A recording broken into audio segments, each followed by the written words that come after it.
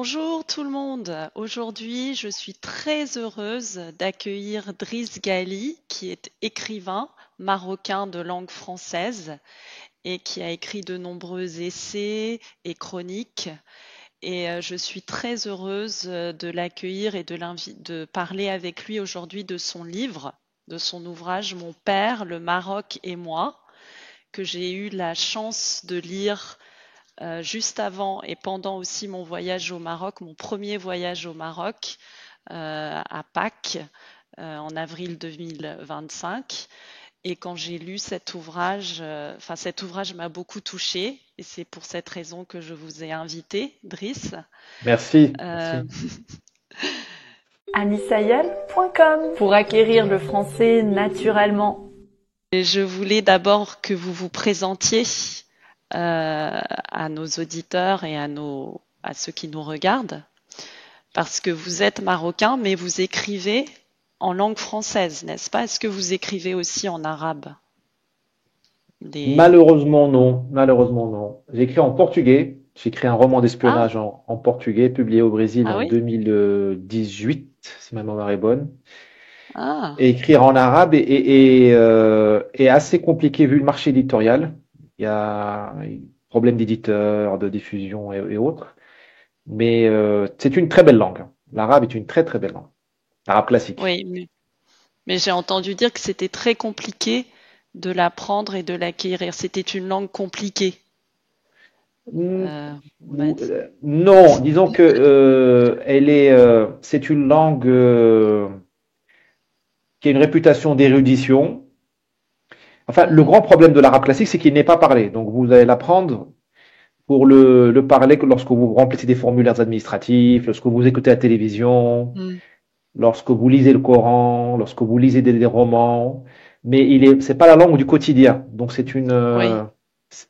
donc, c'est entre guillemets un effort pour rien. Ce qui fait que peu parlent Mhm, l'arabe classique comme il se doit, et c'est une langue qui est un peu dans le formol, c'est un peu une relique, puisque c'est la même langue mhm, depuis des centaines d'années. On peut accéder à des textes d'il y a 500 ans, 600 ans assez facilement, mhm, ce qu'on peut plus faire en français, le vieux français, le français nouveau. Mais ce n'est pas une langue du quotidien, ce n'est pas une langue qui est, euh, qui est incarnée malheureusement. Ça, c'est un grand mhm, problème des pays arabes et qui, à mon avis, est un des grands facteurs de sous-développement, un des vrais blocages du développement du monde arabe, mhm, c'est l'absence d'une langue. C'est-à-dire mhm, qu'on se ment à nous-mêmes. Si vous posez la question, si vous lisez les constitutions des pays arabes, ils vous diront tous notre langue officielle, c'est la langue arabe classique. mhm, mhm. Sauf que personne ne la parle. Et voilà, elle est réservée à une certaine érudition. Et en plus, elle est mal servie parce qu'elle est devenue la langue des gouvernements.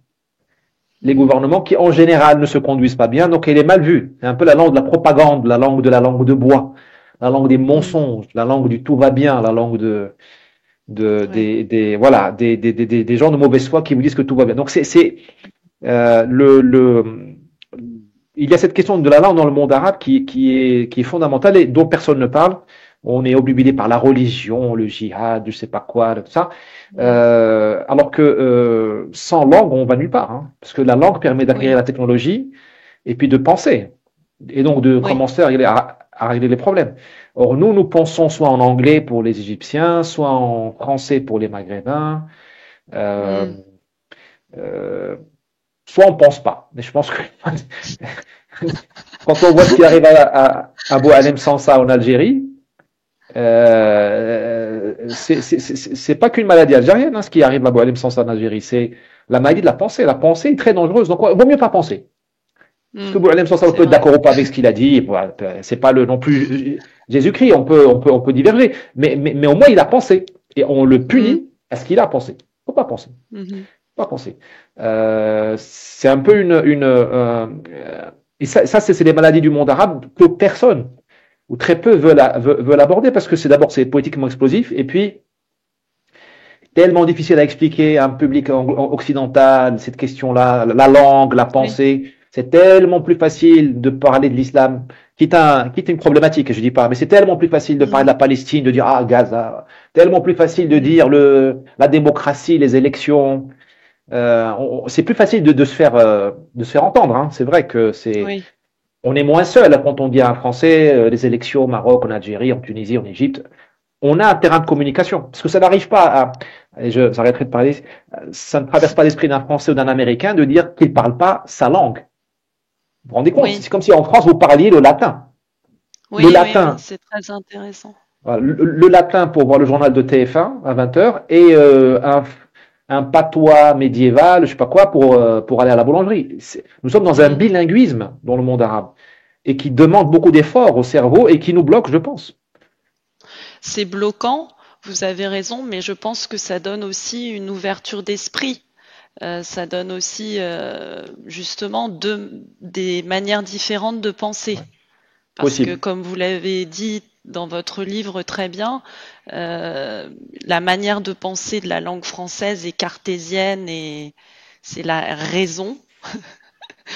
Et bon, je ne C'est sais vrai. pas la manière de penser de la langue arabe, mais c'est des manières de penser différentes, ce qui fait que ça ouvre l'esprit aussi, non? Oui, c'est vrai, à condition de pousser les esprits vers le dépassement. C'est-à-dire que euh, Mm, on a une agilité on a une agilité on a une ouverture, ça c'est certain, oui, certain. Prenez n'importe quel Algérien ou quel Marocain, il sait à peu près où se trouve Paris, Marseille, Nice. exactement. Vous allez en Mm, France, vous dites où se trouve Marrakech, Alger, tout ça, boum. Donc, oui, c'est mm, vrai qu'il y a une certaine ouverture, mais elle est limitée aux questions pas intéressantes. Enfin, mm, c'est un peu bourgeois de dire ça, mais c'est limité au commerce, je te vends ci, je te vends oui, ça. oui, Voilà. oui. Mais non, le potentiel n'est pas délivré. On va pas aussi loin qu'il le faut Mhm, pour régler nos problèmes, pour vraiment trouver des solutions. Donc mm, on est ouvert, mais les problèmes restent et les années passent et les problèmes restent. mhm, je comprends. Mais vous, comment est-ce que vous avez acquis le français? Comment est-ce que vous êtes arrivé à écrire en français des livres? Par ma mère, hein. Le français par ma mère. C'est ma mère Seulement par votre mère ou à l'école aussi? à l'école aussi, bien sûr. Alors, on est dans le règne donc de la schizophrénie, c'est-à-dire que vous avez je parle du Maroc, je connais bien. Vous avez Oui, une constitution qui vous dit, bon là, elle a changé en 2011, mais elle dit l'arabe est la langue officielle. oui. Bon là, maintenant, on reconnaît aussi le berbère. Ben, les langues berbères, il y en a Ah, plusieurs. ah, d'accord. Ce qui est une avancée, mais aussi un grand danger. On peut en parler, parce que il n'y a Mhm, pas une langue amazigh, il y en a plusieurs. mhm, Et le problème avant était limité au français et à l'arabe. Maintenant, on a français, arabe et langue berbère. Donc les Marocains peuvent très vite se perdre. Là, vous avez oui. maintenant sur les mairies, frontons des mairies, vous avez maintenant Royaume du Maroc écrit en français, en arabe et en berbère. Moi, je Mhm. ne sais pas si c'est un progrès. Bon, on n'a pas le droit de dire que c'est pas un progrès, mais On peut se poser la question, effectivement, voilà, je me parce pose la que aussi question. en France, on a enfin pas ce problème, on a aussi cette question avec le breton, où c'est écrit en Bien breton sûr, maintenant et en bien français, sûr. on a la même chose. Vous avez raison. Catalan, Mhm. voilà. Alors, d'un Oui. côté, il faut reconnaître son identité, c'est certain. Mhm. L'identité berbère est extrêmement, enfin, c'est le Maroc, c'est certain. C'est pas Oui. l'intégralité du Maroc, mais c'est vraiment, évidemment, le Maroc. Mais quand on a déjà, enfin, il faut une langue. Moi, je suis il faut un vecteur de Il faut une combat langue commune. commune, et puis il faut produire de la valeur. Est-ce qu'on produit de la valeur quand on a trois langues dans l'esprit? Moi, je vois les Coréens, ils parlent que le coréen et ils font Samsung. Je vois les Japonais, ils parlent que le japonais, ils parlent pas l'anglais, ils font Toyota. Moi, je vois les Américains, ils parlent que anglais, hein, et anglais américain, et ils font la Silicon Valley. Moi, je me demande si nous, avec nos trois langues, on aura assez de neurones, parce que c'est un effort en plus. C'est une richesse Oui. pour certains, Oui. mais c'est un effort en plus. C'est un problème en plus à régler, en plus de créer de la valeur. Un PIB par habitant, voilà, pour sortir les gens de la misère et leur donner de l'espoir. Mais bon, c'est un débat voilà, qui admet, c'est un vrai débat, c'est intéressant. Oui. Euh, Je mais moi j'ai pense des que c'est craintes. passionnant comme Bien débat sûr, bien parce sûr. que vous avez raison. que c'est bloquant, peut-être pour se développer, mais moi, j'ai quand même l'impression que ça donne une énorme richesse. Et vous dites que mais vous avez quand même une langue commune qui est l'arabe du Maroc, On a un l'arabe arabe marocain. dialectal, on a un arabe dialectal qui est une langue qui est intéressante, mais qui est pauvre en vocabulaire. C'est un vocabulaire qui est limité. Ah, C'est d'accord. ça le cœur du problème. C'est que la langue la plus utilisée, la lingua franca, on va dire, la langue la plus utilisée, elle a un vocabulaire Oui. qui est limité au quotidien. Au Mhm. quotidien, donc pour l'amour, il y a un ou deux termes, alors que dans l'arabe classique, vous avez une dizaine de termes. Oui. C'est ça le drame, c'est qu'on utilise une langue qui est Trop déclassée, restrictive. trop restrictive. Alors, il y a un débat très intéressant entre ceux qui vous disent qu'il faut investir cette langue du quotidien et l'anoblir et Ah, et l'élargir, l'enrichir. l'enrichir. Il y a un débat, et il y a une autre faction, on va dire, qui dit il faut miser sur l'arabe classique, qui est la langue du Coran, la langue des deux D'accord. révisions, la langue de la poésie arabe. Et vous avez un autre débat, enfin une autre faction qui vous dit non, il faut parler la mazir parce que nous sommes un mazir, il faut, voilà. Bon. C'est très Ah. intéressant. En Algérie, vous La avez le même mazir, débat. c'est la langue berbère. Alors, il y a plusieurs langues Ah, c'est une berbères. langue berbère. Voilà. Parce que, alors, je touche ma limite de compétence parce que c'est vraiment un monde à part. Vous avez plusieurs peuples. Alors, les Berbères ne veulent pas être appelés Berbères. Hein, ils veulent se faire appeler Amazir. Je crois le peuple libre. Ah, d'accord. Berbère est assez connoté, Berbère, barbare, tout ça. Bon, donc j'ai l'impression Mhm. qu'ils veulent se faire appeler, enfin, les militants, hein, pas le gens du commun, Oui. se faire appeler Amazir. Amazir, c'est comme si je disais les Européens. Hmm. Ça va de voilà, grande C'est très distance. Donc large. voilà, donc vous avez des sous-ensembles. Le Mhm. Kabyle en Algérie, vous avez le Shluh au Maroc, qui est plutôt l'Atlas. Vous avez le Souss vers Agadir. Et là, vous avez tout de suite des Mhm. variations de langue. Hein. Hmm. Hmm. Et vous avez le Rifin, le Tarifite, le Rif, voilà, du nord du Maroc. Comme ces pays-là étaient très cloisonnés durant l'histoire à cause de l'insécurité des transports, des guerres civiles, la division politique, ces langues étaient assez cloisonnées. Hein. Oui. Donc il y a quand même des différences sensibles, Oui. mais c'est la même racine, on va dire, hein, c'est la même famille. Et donc vous avez des militants qui vous disent non, il faut qu'on réhabilite cette langue-là des D'accord. ancêtres. Mais c'est un projet à plusieurs milliards de dollars parce qu'il faut écrire une grammaire, il faut faire des manuels scolaires, Oui, il oui, faut bien faire sûr. des claviers sur Android, des PC. Ouais. Il faut de l'argent. Bon, moi j'ai pas de position. Enfin, j'ai une. C'est un débat où j'ai pas vraiment de position. Moi, je tire juste des Oui, sonnettes oui, bien d'alarme pour sûr. dire que euh, ce n'est pas neutre, hein, cette affaire de langue. C'est très. Oui.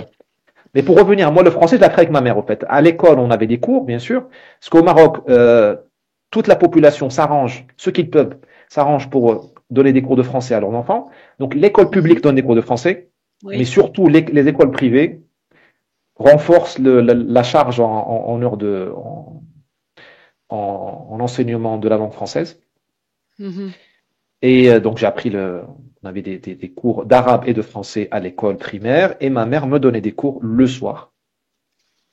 C'est pour ça que je vous dis que ma mère Parce m'a que enseigné le votre français. mère avait appris le français en France ou elle avait... Elle l'avait appris, alors elle l'avait appris chez les bonnes sœurs, au fait, au Maroc, parce Ah, elle est née dans une zone forestière où il y avait oui. un couvent qui était en train de fermer, qui mettait du temps à fermer, voilà, qui était en train de tirer sa révérence, et donc elle a appris chez les bonnes sœurs, et avec toute une sensibilité française, Hmm.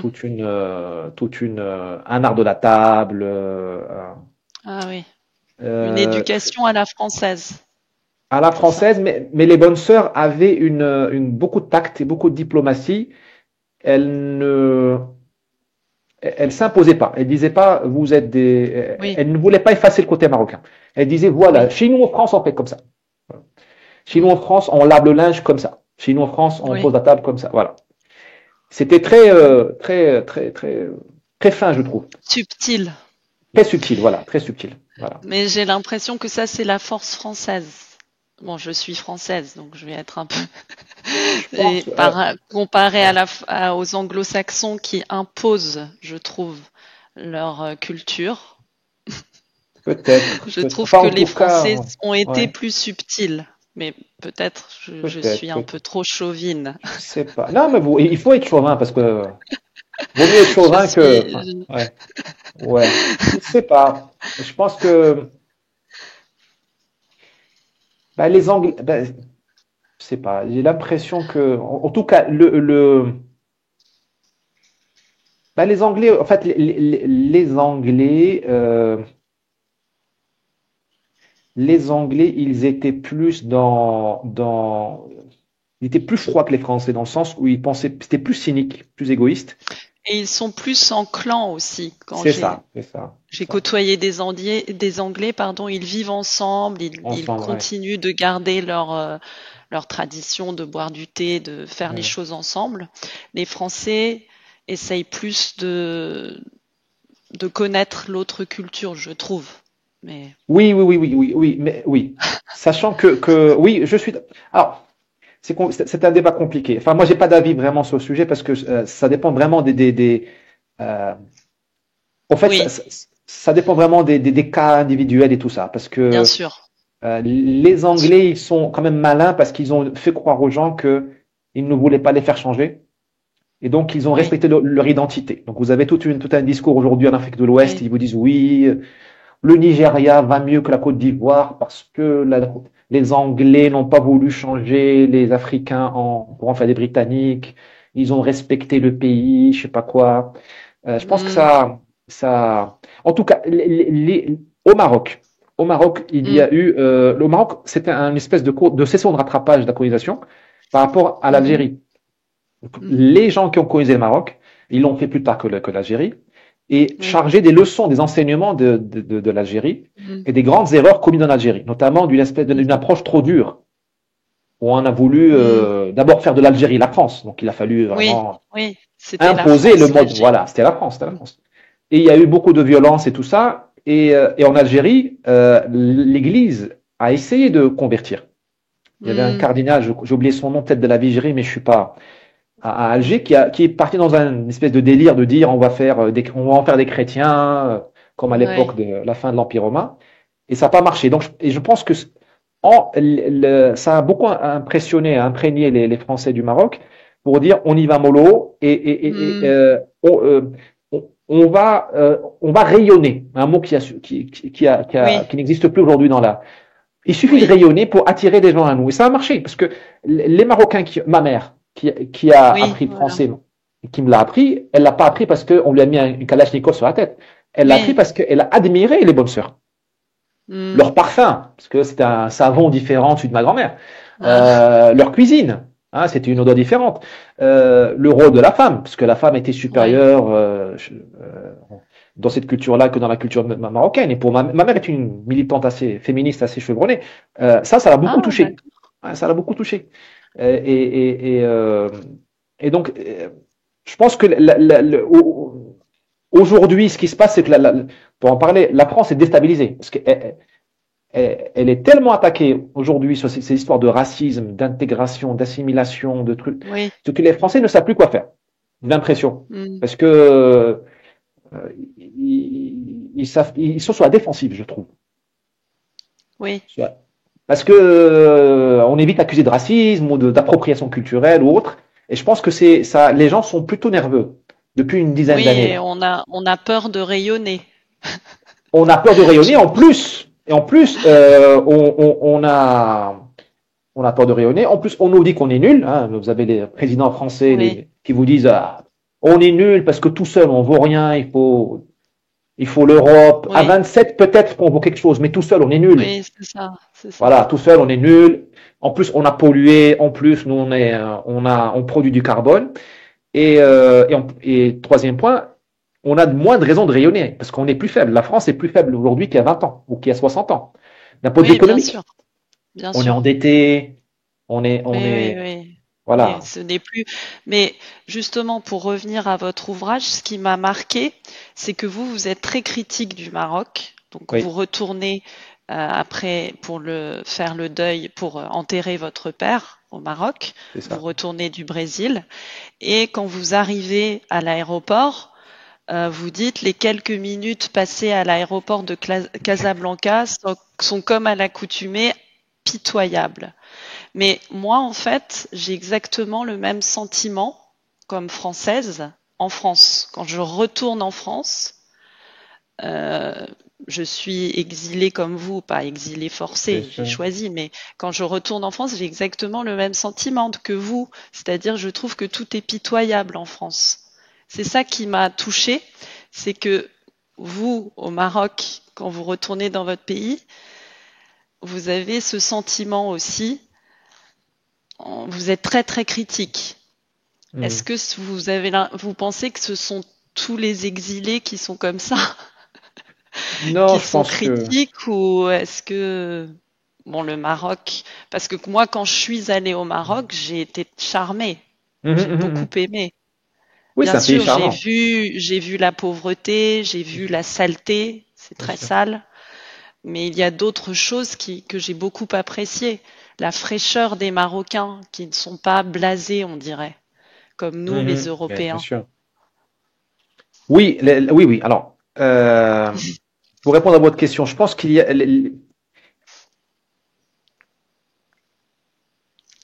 toute façon, les exilés, les vrais exilés, ceux qui sont nés dans un pays puis sont partis, volontairement, involontairement, voilà. J'appelle souvent les réfugiés culturels ou les réfugiés spirituels ou Oui, civilisationnels qui c'est un peu croient ça, oui. que vivre ailleurs Voilà, correspond mieux à leurs voilà, valeurs. Voilà. Qui ne sont exactement. pas voilà, qui ne sont pas des opposants politiques ou des dissidents ou des fugitifs au sens d'Interpol. Ceux-là sont plutôt des gens qui peuvent avoir un regard critique, mais par amour. Vous trouvez Charles de Gaulle l'aéroport pitoyable parce que vous aimez la France. Oui, c'est Vous ça, aimez votre c'est pays vrai. et vous pensez que votre pays vaut Oui, mieux que ça. oui, Et c'est vrai que Charles de exactement. Gaulle est très mal conçu. Par l'aéroport de, Ah oui, oui, c'est une horreur. c'est une horreur. Alors ils sont en train ils veulent le retaper, on verra. Mais bon, on peut cultiver quelques craintes. Ce qui est devenu Paris est une insulte à l'identité française. La France vaut mieux que ça. Oui, La oui, France moi vaut je mieux ne que ça. retourne plus à Paris parce Vous vous que rendez compte? ouais, j'ai Et, peur. et- ouais, en plus, ouais, ça, c'est un autre, ouais, c'est un Enfin, vrai sujet. non, j'ai peur dans le sens, j'ai peur d'être tellement déçue, d'être Voilà. tellement horrifiée que je veux plus y retourner.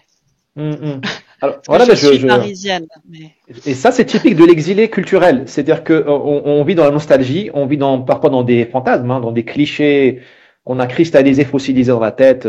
oui, Voilà, un certain Paris, un certain Maroc. Moi, je l'admets, hein, et c'est pour ça, je suis un artiste. Moi, je ne dis pas que je suis un homme politique ou un scientifique. oui, Moi, je vis, j'ai cristallisé certains moments de bonheur avec mon père notamment, un certain Maroc ou une certaine idée du Maroc, voilà, c'est ça. une certaine ambition marocaine. Parce que c'est mon père était un nationaliste, au bon sens du terme, c'est-à-dire qu'il aimait tellement son pays qu'il n'a pas émigré d'abord. Vivre en France pour Mm, lui était impossible, alors qu'il aurait pu, et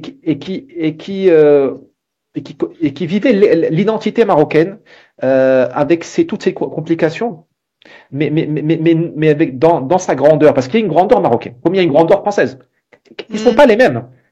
La oui, noblesse française, la bien noblesse, sûr. voilà, c'est pas la même chose et tant mieux, ça s'appelle la diversité. Oui, Euh, Ça s'appelle la diversité. Et d'ailleurs, quand les Français viennent au Maroc, ils viennent chercher la grandeur marocaine. Ils vont à Marrakech pour voir les grands palais, pour voir les grandes oui, demeures seigneuriales, féodales du sultan, pour voir et ce qu'ils savent, c'est différent de Versailles. oui. C'est différent des châteaux de Fontainebleau, voilà. Mm, Euh, et ce que je reproche à l'aéroport de Casablanca, qui a une grande histoire à raconter dessus, c'est que c'est vraiment, ce n'est pas un hommage à la grandeur marocaine. mm, Alors, il paraît l'aéroport de Casablanca est un drame administratif. Ça fait des dizaines, 20 ans qu'il il est toujours en chantier. C'est un chantier permanent. On verra là le Maroc organisera la Coupe du Monde en 2030. oui, Il paraît qu'ils vont le refaire. J'espère que cette fois ce sera la bonne. Mais des milliards ont été dépensés. Parce que, et c'est un projet avorté, pas celui que je raconte dans mon livre, parce qu'il n'est pas marocain. C'est mm, juste une espèce de complexe administratif là où c'est moche, c'est moche. Et, mm, et, et, euh, mais d'un point de vue général, moi, je, je, je, le drame de l'exilé, c'est que il n'est ni l'expatrié, le Français qui va au Maroc, qui vous dit tout va bien, voilà. Le Maroc, c'est pas l'Algérie. Le Maroc, c'est pas l'Algérie, tout va bien, très bien. Euh, euh, et l'exilé comme nous n'est pas non plus l'immigré. Parce que vous avez des immigrés marocains de deuxième, troisième génération qui vous disent, le Maroc, c'est génial. Ben, c'est normal, ils passent 1 mois par an. En général, ce sont des mois de vacances. C'est facile de dire. Voilà. Un pays, il faut le vivre charnellement, longtemps, intimement, administrativement. Comme ça qu'on connaît un pays. Et c'est vrai que donc nos voix ne sont pas forcément comprises. Oui. Pas forcément comprises, d'autant plus que au plus au Maroc aujourd'hui, et je ne le regrette pas, il y a un grand progrès matériel. Le pays change en 20 ans, en 10 ans, il a changé. Ça, c'est indéniable. Et les gens ne comprennent pas. Ils vous disent, oui, mais tu critiques, tu fais le jeu d'un tel ou un tel. Mais le problème, c'est que un pays se réduit pas à des tonnes de béton coulé ou à des ou à des kilomètres de. C'est comme les Français avec la colonisation. Vous avez des Français qui vous disent, nous avons fait l'Algérie, nous avons laissé 20 000 kilomètres de chemin de fer. C'est indéniable. Mais si le chemin de fer suffisait à faire un pays, ça saurait. Il faut autre chose pour faire un pays. Il faut une langue, on en a parlé. Il faut des élites. Il faut un projet politique. Il faut un espoir. Il faut une sensibilité. Ça, ça se mesure pas avec des indicateurs de travaux publics. Mais je pense qu'on c'est ce que votre père d'ailleurs vous dit. Vous relatez des conversations avec votre père et il vous en veut d'être parti et d'avoir abandonné le Maroc. Et il vous dit aussi qu'il faut, des politiques, il faut des vrais hommes politiques pour faire un pays, pour que le pays se développe. Moi aussi, un autre problème de l'exilé, comme vous, c'est cette culpabilité de se dire j'ai abandonné mon pays. Oui, je critique mon pays, mais je ne fais rien. Je pars. C'est un vrai sujet. C'est un vrai sujet. Un vrai sujet. Donc, je sais pas comment vous l'avez pris quand votre père vous a dit, vous faisait ce reproche. C'est une question qui sera toujours posée et à laquelle, en tout cas pour moi, qui se posera toujours pour moi et à laquelle j'essaierai de répondre de la manière la moins mauvaise possible, parce que on a une mission dans la vie. On a une mission dans la vie et parfois elle ne correspond pas à la mission de revenir à son pays et à y contribuer. Il y en a qui ont une mission de partir et d'écrire leur livre à l'extérieur, ou de faire fortune à Dubaï, ou il y en a qui ont une mission de, je sais pas, de devenir fonctionnaire ou de devenir un joueur de foot. Donc, je pense qu'il faut pas, il y a quelque chose dans le Coran, je crois, il dit, Dieu ne demande jamais à une âme des choses qui la dépassent. Des choses qui sont trop dures, un fardeau trop lourd à porter. Je pense qu'il faut pas appeler à soi des responsabilités qui ne sont pas les nôtres. La génération de mon père était une génération qui a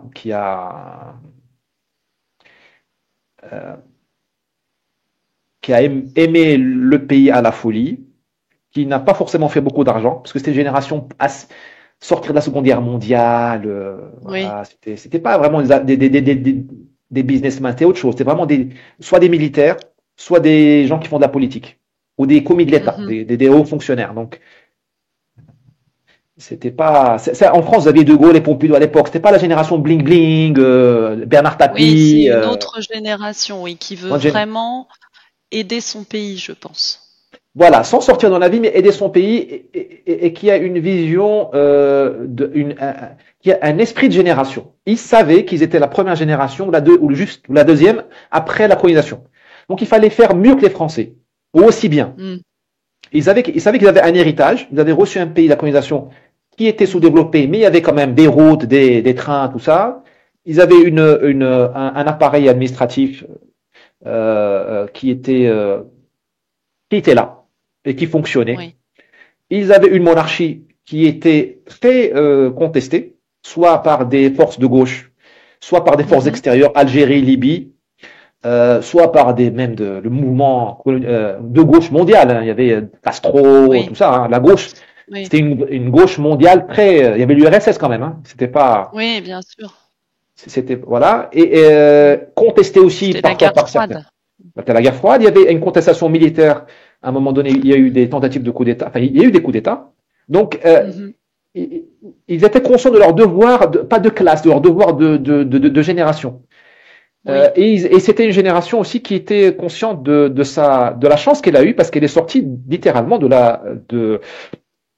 l'afro à Purin. Mon père est né dans une écurie. Hein. Il est né pour de fumier de vaches. Hein. Et c'est l'école républicaine, si on veut, l'école française, oui. les opportunités rarissimes qu'il y avait, mais qu'il a saisies, Mm. qui ont permis de. Voilà. Et quand vous voyez le CV des membres de cette génération, ce sont tous des miraculés. Vous voyez, au pire, peut l'aimer ou pas, mais c'est un grand monsieur, Mhm. il est né de rien. Hein. En plus, dans Oui, le désert. Tafilad. Mon père aussi est né pas très loin de Fès. Bon, c'est moins excentré que le Tafilat, mais quand même. Mais la plupart des grands leaders marocains de cette époque-là, même des grands ministres, ne sont pas nés dans des milieux ultra-bourgeois. mm. Voilà. Euh, donc, cette génération était consciente de sa responsabilité. Aujourd'hui, on est dans une génération de la mondialisation Oui, où on pense qui est un peu perdu. perdu. Et d'abord, on a une certaine facilité parce qu'on nous sommes, Oui, parce que c'est facile. d'abord, il y a plus de place à prendre, les connaissances sont plus faciles à acquérir, les livres Bien circulent. sûr. Donc, d'abord, il y a puis l'Internet. Oui, oui, oui, L'économie est beaucoup plus forte. L'économie marocaine est beaucoup plus grande, elle offre beaucoup plus d'opportunités aujourd'hui qu'il y a 60 ans. oui, D'ailleurs, le niveau de vie du Marocain a beaucoup augmenté. Et vraiment, oui. euh, un exemple, le parc automobile marocain a été renouvelé complètement en 20 ans. 20 ans. Mm. L'état sanitaire des Marocains est largement meilleur à ce qu'il était Mm. dans les années 70. Nous avions encore Mhm. beaucoup de mortalité infantile dans les années 80. Donc ça, c'est donc Mm. la génération actuelle, elle a eu une certaine facilité.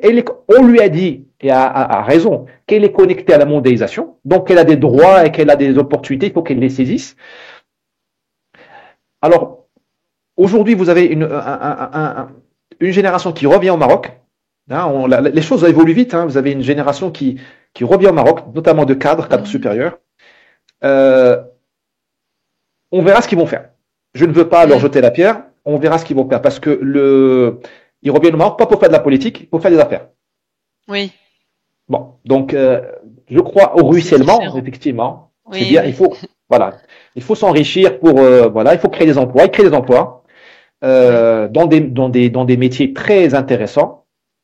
Alors, il y en a qui font du grand n'importe quoi. On pourra en parler, notamment des pratiques capitalistes enfin, de spoliation. Alors, je parle comme un gauchiste, mais notamment dans le domaine de Oh, mais l'agriculture. ça, oui. Il y en a qui font qui dépensent de l'eau. Enfin, le pays qui manque d'eau, vous avez des fermes qui exportent des produits vers l'Angleterre ou les États-Unis ou le Danemark Mhm.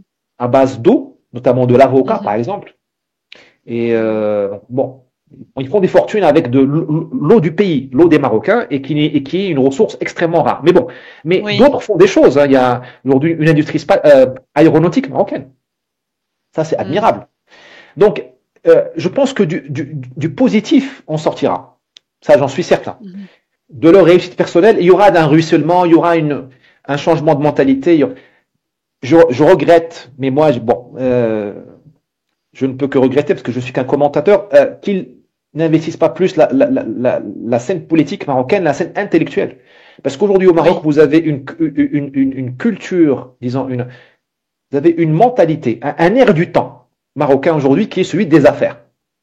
Mm. Le temps de la politique est terminé. Mhm. Il a été terminé, il s'est terminé au moment du passage des islamistes au pouvoir et leur grand échec. Donc 2011-2021, c'est la dernière lumière, à mon humble avis, dans le ciel politique marocain. Partisan, on va dire. Parce que c'était la dernière fois où les idées avaient un droit de cité.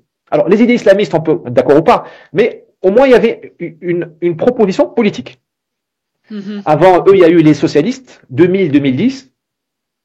Les années 90, Hassan II était encore de ce monde, et nous étions déjà encore dans le monde des idées, c'était la transition. Demain, vous aurez la démocratie, mais il faut une démocratie sérieuse, raisonnable, pas l'algérienne, qui signifie la guerre civile. On va faire une transition Oui. avec les exilés, notamment Abdelrahman Yousfi, un grand monsieur de gauche qui est exilé en France, marié à une Française à Cannes, et qui était un grand opposant à Hassan II, et qui est revenu au Maroc pour dire je tends la main à la monarchie et on va faire une transition politique. Donc, Mm. cette phase politique, maintenant, elle est finie, des idées. Et on est dans la phase des affaires. Vous parlez maintenant aux élites marocaines, elles vous disent, parlez-moi de projets. Une ferme Mm. solaire, une centrale éolienne, l'hydrogène vert, une autoroute, une bretelle d'autoroute, un projet immobilier. Et tous les problèmes de la société sont réduits maintenant à des Mm. projets, c'est-à-dire à des Mm. constructions. Il faut un lotissement, il faut mettre des trucs, des tours, il faut que ce soit bling bling. Oui. Vous voyez ce que je veux dire? Or, Mais j'ai l'impression que c'est un mal de notre société, hein. C'est tout à pas fait juste raison. au Maroc. Alors, vous avez complètement De raison. faire Là, des projets. c'est ce que j'appelle ce que j'appelle le syndrome de Dubaï. C'est-à-dire que les gens qui ont entre 30 et 40 ans aujourd'hui, qui réussissent, qui font de l'argent et qui ont un impact, parce qu'ils créent des emplois, où ils sont aux Oui. affaires, aux responsabilités, ils sont tous passés par Dubaï à un moment ou à un autre, ils ont été impressionnés par les îles Oui. artificielles gagnées sur la mer. Donc vous avez une espèce de technophilie exagérée, il y a une Mm. sacralisation du grand projet. Hein, du Mm. grand projet, il faut que ce soit, Mm. voilà. On est un peu comme dans l'Union soviétique des années 40-50, on va sécher le lac la mer Oui. de l'Aral, on va faire des grands canaux, on va aller, bon.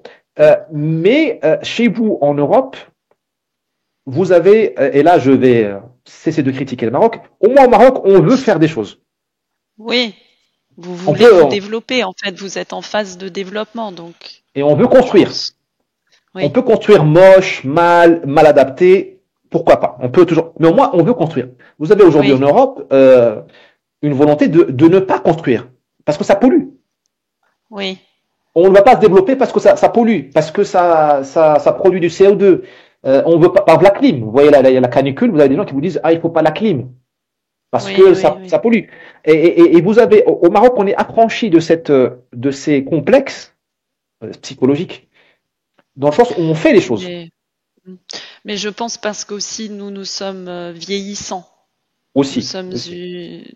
notre démographie est vieillissante. Nous sommes la vieille Europe, et donc enfin moi j'ai Mmh. l'impression bon moi j'ai 47 ans, donc je suis On pas a le la même âge à peu jeune près. Ouais. génération, mais on ne voit pas de futur.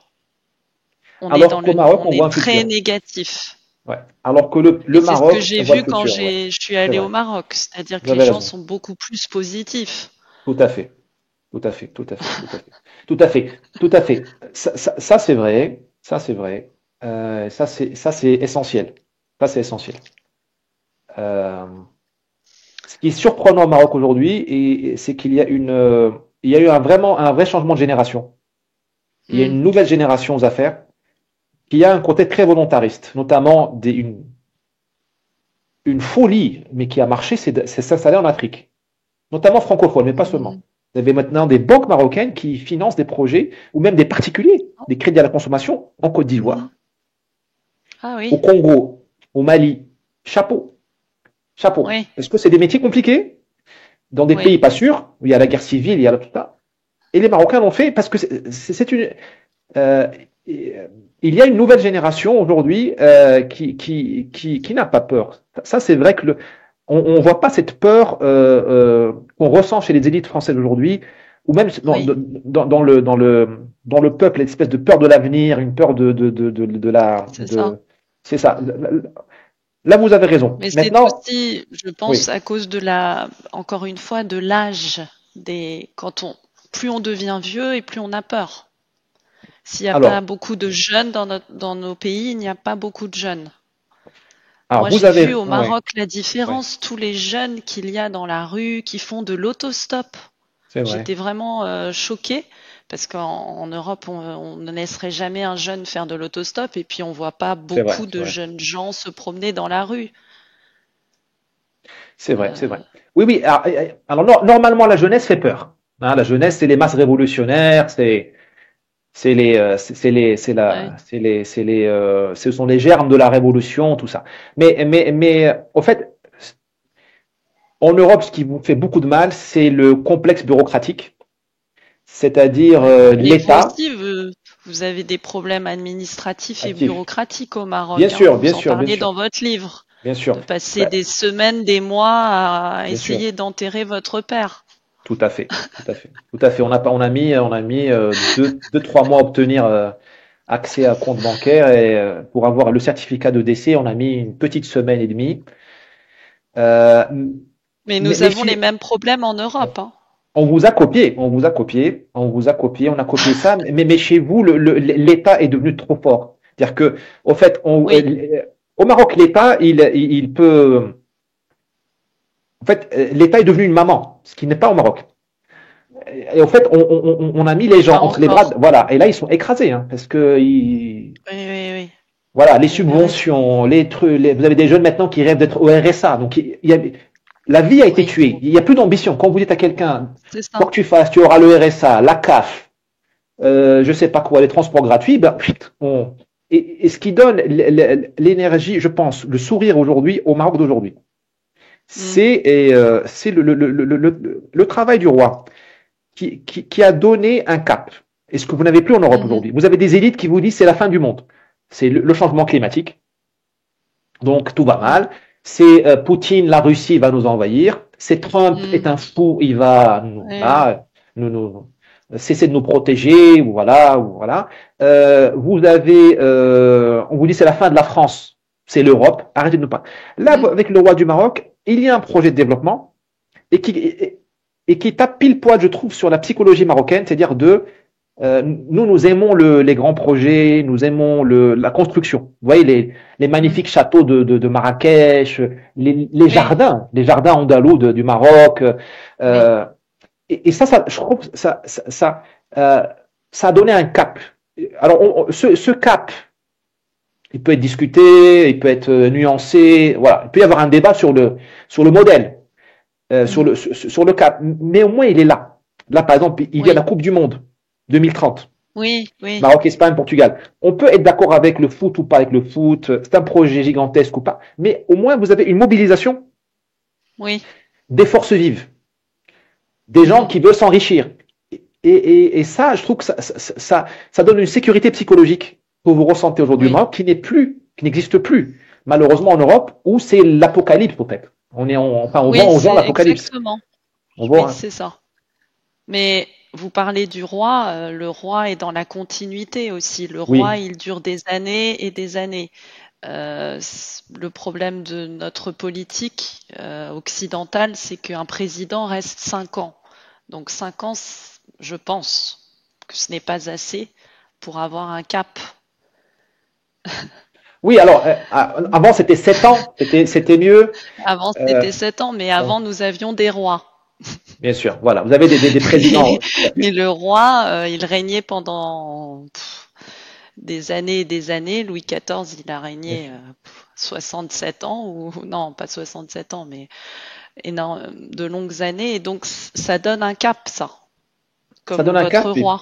bien sûr, ça donne un cap, et puis ça correspond surtout à la psychologie profonde du peuple. Les gens doivent être gouvernés doivent être gouvernés. On ne peut pas gouverner le Maroc comme on gouverne l'Angleterre ou comme on gouverne le Sénégal. Hein. Mais je La pense que monarchie, n'importe quel peuple, moi, je pense que n'importe quel pays a besoin de longévité. de la Un, longévité. un- un peuple a besoin de longévité, non? Il a besoin de longévité, mais il a besoin surtout de bonnes élites.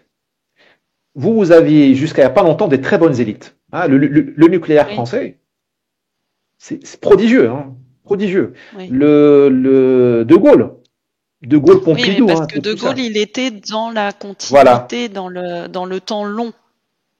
Il tout à n'était pas fait, dans le temps court. tout à fait, tout à fait. Mais je pense que c'est pas seulement ce que je veux dire, c'est que vous voyez les Américains, c'est une république, mais ils se projettent, ils ont un ancrage long, ils se voient comme Rome ou Athènes.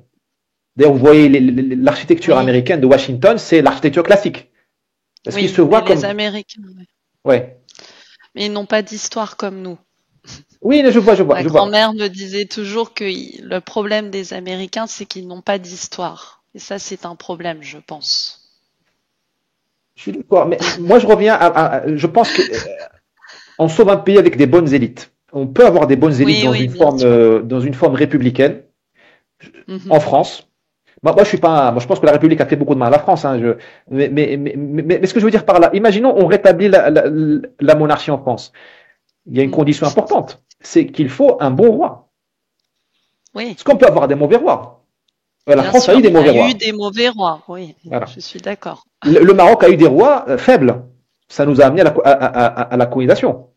Le Maroc Oui, a failli disparaître à un moment donné, se disloquer. oui. D'ailleurs, après la mort du grand roi Moulay Ismaël, qui était notre Louis XIV, d'ailleurs, assez contemporain de Louis XIV, se sont suivis une cinquantaine d'années de chaos total, avec des phénomènes de Mm. cours, des cours, avec des factions dans la cour, avec Oui, oui. on a eu trois, quatre rois pendant 2 ans, parce que il a eu beaucoup d'enfants. Et donc, faisait monter un fils pendant 6 mois, puis tomber, remonter. Enfin, donc, ce qui compte, c'est vraiment une espèce. Il faut dans un pays une colonne vertébrale Mhm. avec des bonnes élites et qui sont conscients de l'identité du pays et de sa longévité. Aujourd'hui, ce qui manque en Occident notamment, il y a un oubli total de la profondeur historique. En fait, les Français sont Oui. devenus comme les Américains. Pourquoi ça va mal aussi? Parce que M. Macron se prend pour un gouverneur américain. Son rêve secret, c'est de devenir le gouverneur de Californie dans son prochain mandat. Hein. S'il Sûrement. pouvait être gouverneur de Californie, je crois qu'il serait. Ça lui permettra de parler anglais, de tweeter en anglais sans se faire engueuler par l'Académie française. Oui. Mais il a oublié que la France n'a pas commencé il y a 200 ans. Et donc, on peut pas. En fait, la France est un moteur diesel et les élites la conduisent comme un moteur électrique. Donc, il y a des choses qu'il faut dire aux Français. Il y a une vision à avoir. Il y a une mentalité à Oui. avoir qui n'est pas celle enfin, qui n'est pas celle enfin, il y a des ingrédients. Il y a un contexte dans lequel il faut évoluer en Mm. France. Qui n'est pas celui de M. Macron ou des élites actuelles qui gouvernent ce pays comme si vous preniez un moteur et vous étiez en troisième tout le temps. Le moteur, il claque. Et le pays a Mm. claqué. Vous voyez, vous arrivez à Charles de Gaulle, tout le monde fait la gueule. Vous dites, qu'est-ce qui s'est passé? Tout le monde C'est fait la ça. gueule dans ce pays. C'est incroyable. Vous prenez la RATP, tout le monde fait la gueule. Vous prenez la SNCF, tout le monde fait la gueule. Tout le monde fait la gueule. Mm. On dirait qu'il y a eu un drame dans ce pays. Parce qu'il est gouverné à rebours, au fait. Oui. Contre sa nature. Oui. Mais comme vous le dites, il y a toujours des périodes comme au Maroc, il y a des périodes descendantes, des Exactement. périodes Voilà. ascendantes. C'est Donc ça. normalement, on devrait remonter la pente, on espère. Je pense que la France a toutes les. Moi, je suis assez positif sur la France. Mais, je pense qu'il y aura un problème. Enfin, on a devant nous un mur, on va se prendre le mur. Mais une fois qu'on se sera pris le mur, ça va Oui, faire mal. Il y a beaucoup de ressorts parce que il y a beaucoup de ressorts. Ça peut repartir. Ça repartira oui, différemment. Et je pense, bon, après, c'est pas le sujet du livre, mais je pense qu'on sortira de la Ve République, on sera dans un autre système politique. oui, Pas forcément pire, hein, on peut garder les droits de l'homme, hein, mais ce sera un autre système. Ce sera autre chose. Je crois beaucoup dans la capacité de rebond de la France, parce que vous avez une langue, vous avez une mm, tradition scientifique, vous êtes un pays d'ingénieurs, Tour Eiffel, Ferdinand de Lesseps, le mm, Concorde, quand même, ça c'est important. Ça, on fait des choses. Hein. mm, À un moment donné, il faut, mhm, voilà, un pays une tradition industrielle. Vous avez de l'eau. Nous, on n'a pas d'eau au Maroc. Vous avez de l'eau. Le changement mm, climatique nous a beaucoup fait beaucoup de mal. Euh, il y a quelque chose. Hein, et on peut encore, mm. on peut encore faire quelque chose. Oui, oui. Mais aussi, pour revenir à votre livre, vous parlez aussi du Brésil, parce que vous êtes installé au Brésil. J'aime beaucoup un de vos titres en portugais, en brésilien. Tristeza não tem fim, felicidade sim. Verdade, c'est La vrai. tristesse n'a pas de fin, mais le bonheur, oui, en français. Et vous dites que c'est une terre d'exil et de rédemption. pour moi, le Brésil est comme Tahiti aux yeux de Gauguin. Pourquoi est-ce que vous avez choisi le Brésil? Ça m'a étonnée. Mm. Parce que comme vous avez été éduqué donc dans la langue française, ce que je comprends, c'est que vos parents adoraient la France. Enfin, ils avaient une admiration, n'est-ce pas, pour la France. Vous auriez pu faire comme la majorité des Marocains, aller en France. Alors, ma mère adorait la liberté des femmes en France. Ma mère, elle adorait Ma mère est une grande socialiste, hein, Mais c'est intéressant parce que vous n'en parlez pas beaucoup dans ce livre, bien C'est sûr, vrai, parce c'est qu'il vrai, est dédié à votre père. c'est Mais vrai. moi, quand j'ai lu, enfin, ce que vous dites de votre père, etc., j'ai pensé que votre mère était la typique marocaine. Enfin, désolée, Mm. la typique Mm. marocaine Bien sûr, ouais. qui, qui, qui est à la maison, qui fait la cuisine, et puis, alors, Alors, c'est elle est, intéressant que vous disiez ça, que ouais, vous, elle est les deux, en fait. Elle est les deux. C'est une révoltée, mais révoltée paradoxale. Comme nous tous, d'ailleurs, nous sommes tous vraiment oui, contradictoires et schizophrènes. Surtout dans les pays de l'Orient. Le Maroc est un pays de l'Orient où on est une chose une chose et son contraire en même temps. Et c'est ce qui fait notre charme, hein. Ce qui fait notre charme. On fait le Ramadan pendant un mois et les 11 autres mois de l'année, on boit de l'alcool. Alors, mais on vend de l'alcool, mais on fait pas de statistiques sur la consommation d'alcool. Parce que si on les faisait, on aurait 10 000 litres de consommés par mois, par habitant, parce qu'on ne consomme d'alcool que les juifs et les touristes. Donc, voilà, et c'est truc de dingue. Alors que voilà. Donc, euh, ma mère était une femme de la maison, mais extrêmement attachée à l'émancipation de la femme, vraiment à l'égalité, hein. Le combat de sa vie, mhm, c'était l'égalité de la femme et de l'homme et la liberté, une liberté qui était mhm, empêchée par le mariage, par les coutumes, par le problème économique, par une économie très petite. Ma mère, à l'époque où elle aurait pu partir, il n'y avait pas de travail. Aujourd'hui, il y a du travail au Maroc. mhm. Parce que l'économie, il y a par exemple des centres d'appel Oui, oui, beaucoup, beaucoup. qui servent la France notamment, pas seulement, mais Oui, surtout la France. Voilà, vous parlez français, vous travaillez dans un centre d'appel, vous payez votre loyer. oui. Voilà, aujourd'hui, les femmes, notamment dans les grandes villes, gagnent souvent plus que les hommes en termes de salaire. Mhm, mhm, Souvent. Et c'est mes amis qui ont mhm, des entreprises, tout ça, me le disent souvent parce que travaillent mieux, je sais pas, elles sont plus sérieuses, sont plus diplômées. Voilà, mhm. donc ça, c'est des choses qui sont neuves et qui a Oui. 40 ans, voilà. Donc lapsus révélateur. Ma, ma mère était ça, était dans cette espèce de féminisme empêché. Oui, Donc elle était plus dans d'accord. avec une espèce de flamme c'est une plante dans un pot. Donc Oui, elle a donné au maximum dans le pot, parce qu'elle n'a pas vu l'extérieur, elle avait les feuilles propres, hein, quand vous avez une belle plante de grâce dans la maison, mais c'est une plante dans un pot. Donc oui. voilà, je pense que c'est le combat de sa vie. Et mon père, donc ma mère voyait dans l'Europe la liberté de la femme, l'égalité, Mhm, le contraire de l'arbitraire qui pesait sur des femmes et qui pèse mhm. encore parce que les Oui, lois, enfin voilà, il vaut mieux être homme au Maroc que femme à ce oui, jour. je pense. Voilà, Oui, par la loi, par plein de choses. oui, Euh, Mon père, il voyait dans l'Europe, comme vous l'avez dit au début, l'aspect cartésien, la raison, la rigueur, la discipline. Il voyait dans l'Europe des compléments alimentaires à la mentalité marocaine. oui. Mhm, Où lui voyait qu'il manquait la discipline, la rigueur. oui. Dans le Maroc, mon père puisait l'agilité, la résilience, la résistance aux adversités, la résistance à la Oui. faim, voilà. Il puisait sa force, pleinement marocaine. Mhm, Vraiment, c'était un homme du pays. mhm. Côté paysan, qui résiste, qui se lève tôt, qui ne se plaint jamais, tout ça. Et il trouvait dans la France, il trouvait autre chose. Le côté rigoureux, cartésien, la planification, le long terme, voilà. Mhm. La France, pays d'ingénieurs, hein, voilà. Oui, Voilà, qui fait des trucs, des centrales nucléaires, qui demandent des projets, des oui. trucs. Euh, Et et donc, pour moi, et moi, revenir oui, au et moi, je Brésil. me suis rebellé. Moi, j'ai fait une rébellion contre ça, en fait. J'ai dit non à la France, en fait, Ah, dans une d'accord. certaine manière. C'était une rébellion, mais là aussi une rébellion très diplomatique, très. Et je trouve qu'elle était Mais vous fertile parce avez que étudié en France, n'est-ce pas? je suis Vous avez arrivé en fait France, j'avais Sciences 20 Po, ans. sciences politiques? Non, non, non, non, Non? j'ai fait l'EDEC, une école de commerce à Lille.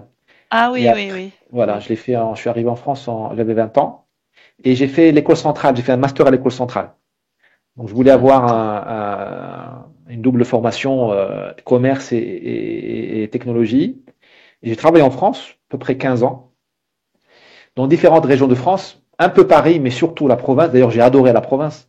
Le cœur battant. S'il y a encore une vie en France, elle est en province, Oui, elle n'est pas à Paris. oui, oui, Paris oui. est, Paris, c'est le mal français, c'est la maladie française. Cette ville est, Mm, alors, tout n'est pas acheté, mais si on veut sauver la oui, France, il faut faire quelque chose sur Paris, hein, c'est certain. oui. Cette ville étouffe la France et elle la prive de ses forces vives. Enfin, c'est devenu la post-France. Hein. Si vous Oui. voulez voir D'ailleurs, vous allez-y. décrivez très bien Paris dans votre livre, parce que vous dites en 2011, donc j'ai fui Paris, car je refusais sa prétendue modernité. Déshumanisée et désincarnée, cette ville n'a plus de peuple, plus de tripes, plus de cœur. C'est devenu un hôtel. Et malheureusement, Je trouve que c'est une voilà, description très lucide. malheureusement, malheureusement, et est devenue de plus en plus, enfin, elle a avancé hein, sur cette. La dérive a Oui, continué, hein, la dérive a continué. C'est une très belle mais ville, je hein, il y a des trouve beaux que restes, ce n'est hein, pas seulement Paris. bien sûr, Vous avez tout à raison fait, de critiquer Paris, mais pour revenir à l'Europe, tout à fait, tout à beaucoup fait, de grandes villes en Europe, moi aussi, je les fuis maintenant. bien sûr, Comme Barcelone, tout à toutes fait, ces villes où il y a du tourisme de masse, tout où à fait. pour Le moi, ce n'est plus capitalisme a du fait tout beaucoup de mal, hein. authentique.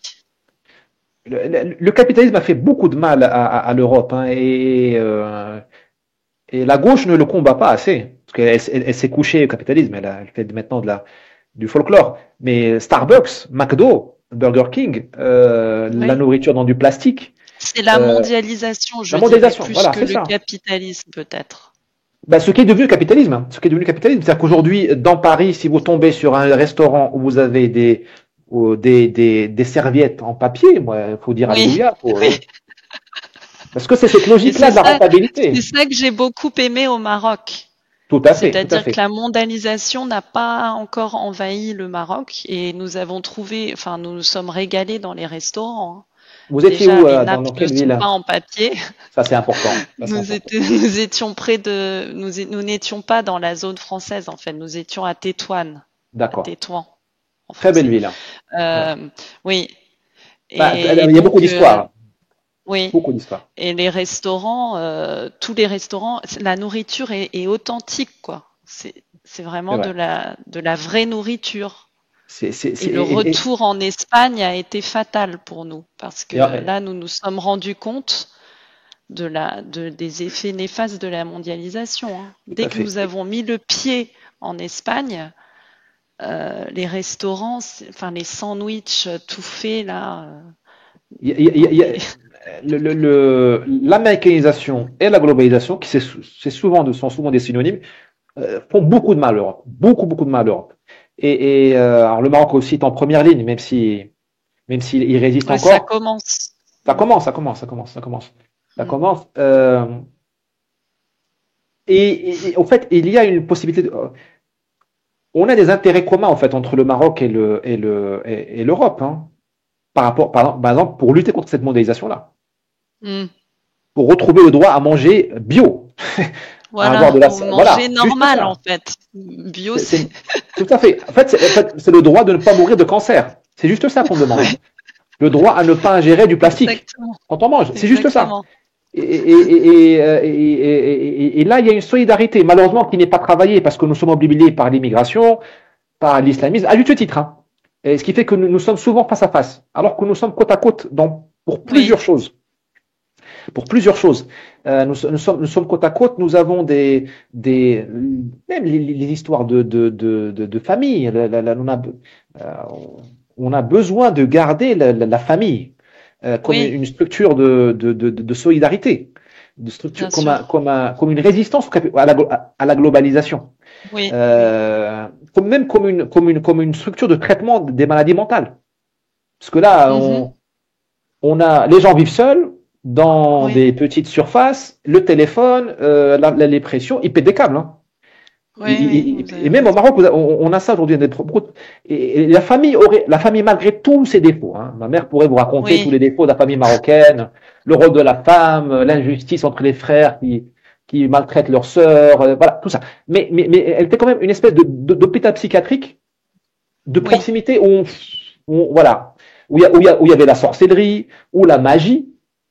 Et il y a toute une vie magique marocaine qui n'est plus celle des oui. grandes villes, mais celle des petites villes et des campagnes où il y avait des. Mm. En fait, la magie était une espèce de traitement psychique, de thérapie pour que les gens ne pètent pas un câble.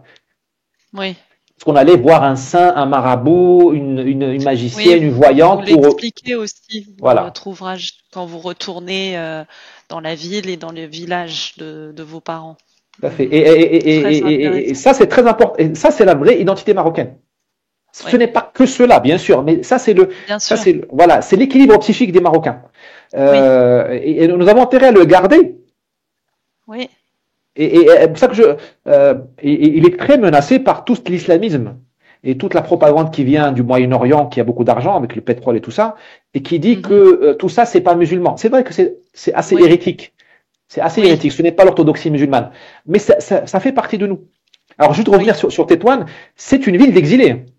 Tétouan, Oui, exactement. Voilà, c'est les Andalous, tout ça. oui, Et oui, c'est oui, oui. Exactement. une ville d'exilés. Et en plus, ils ont pris la double peine parce qu'ils étaient exilés d'Espagne. Donc, ils se voyaient comme des Ouais. Andalous. Ils sont arrivés au Rif comme réfugiés. Le Rif, une grande identité montagnarde, rurale, alors que c'était Oui. plutôt des urbains. Donc, ils étaient enclavés dans le Rif comme des étrangers. Mhm. Après, ils ont pris l'Espagne. Ils ont pris la colonisation Mhm. espagnole. Donc, ils étaient mal vus par le Maroc français. Et après l'indépendance, il y a eu des problèmes au Rif, des révoltes contre le pouvoir central, et ils ont été mis dans le lot, alors qu'ils n'y sont pas pour Mhm. grand-chose. Donc, Tétouan, c'est une ville très. Il y a des villes comme ça au Maroc qui sont incomprises, ou qui ont des identités très euh, oujda, un peu comme ça. C'est des villes de périphérie où Mhm. on a un peu de mal parfois à les classer. Mais c'était très intéressant parce que nous avons rencontré un artiste qui est d'origine de Fès, comme vous. Yes.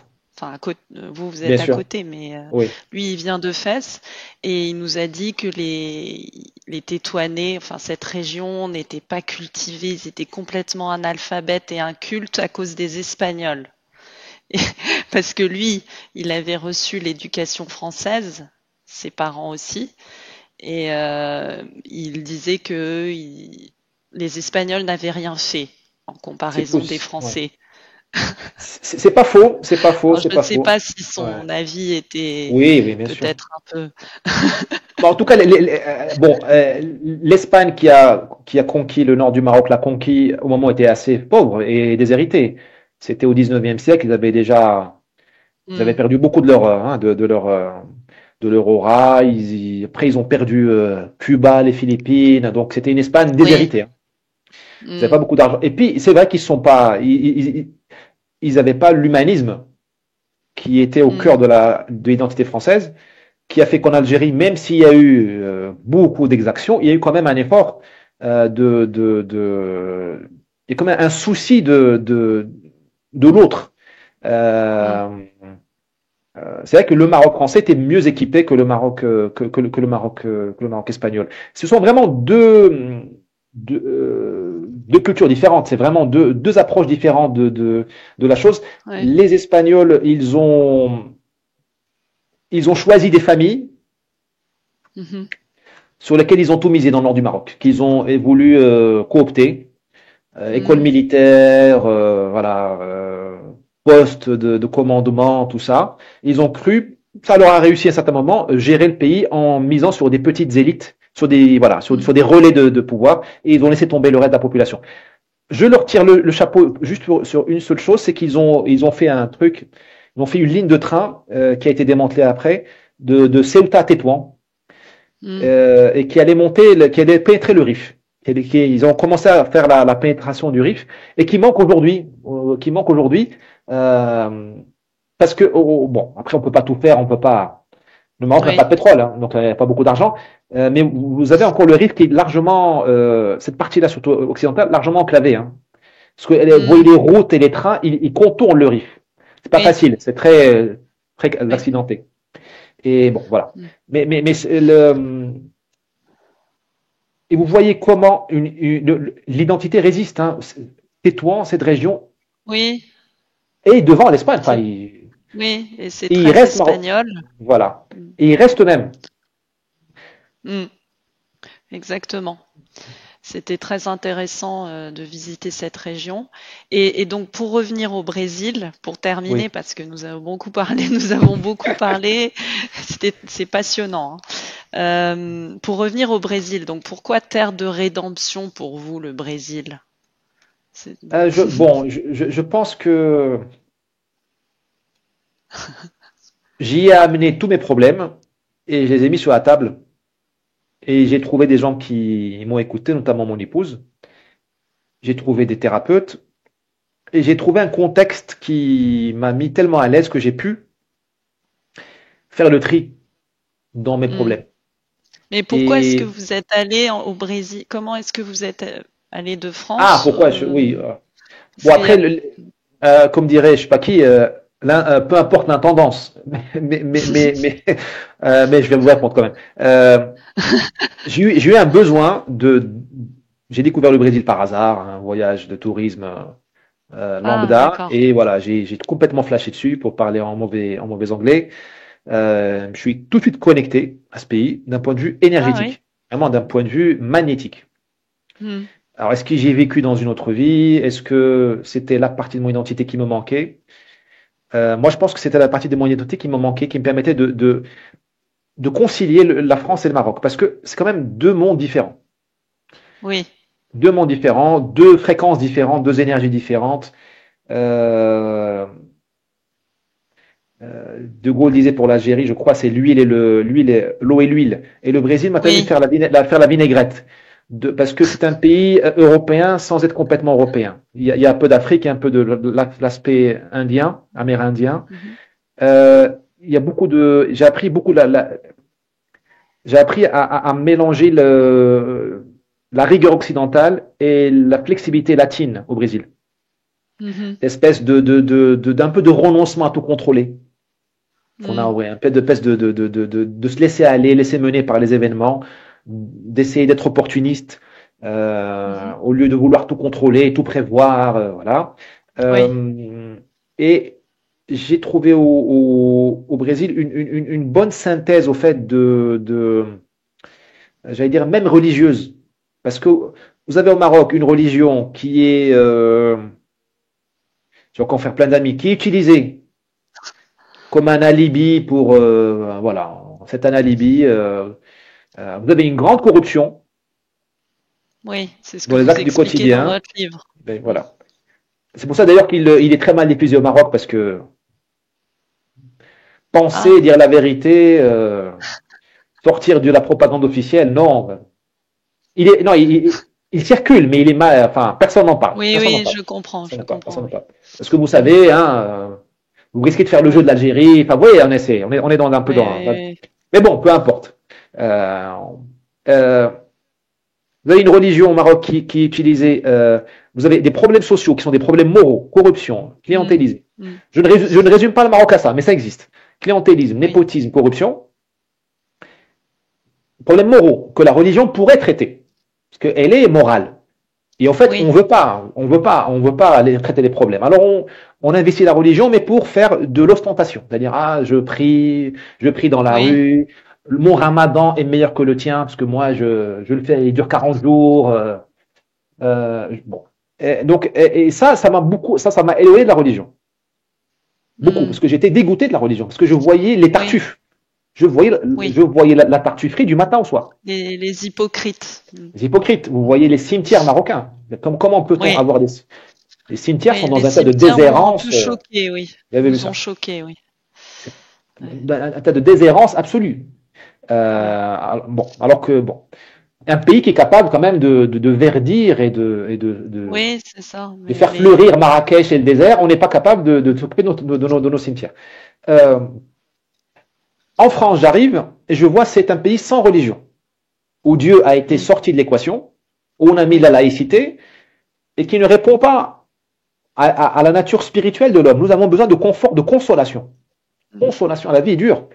Et Marie, les saints, surtout Marie, était la mère de tous les Français. Elle pouvait donner une consolation morale, spirituelle, des réponses. Nous avons besoin d'être guidés. Nous avons besoin d'un tuteur.